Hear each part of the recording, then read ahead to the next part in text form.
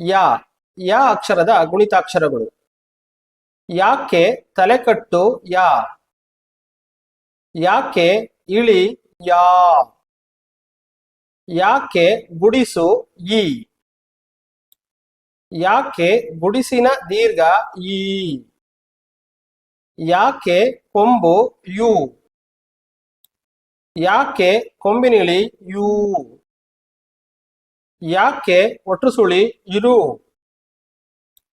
ಯಾಕೆ ಏತ್ವ ಎ. ಯಾಕೆ ಏತ್ವನ ದೀರ್ಘ ಎ.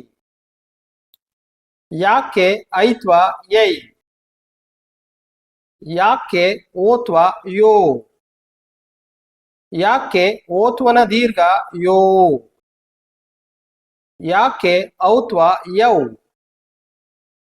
ಯಾಕೆ 10 ಎಂ. ಯಾಕೆ 20 ಯಹ.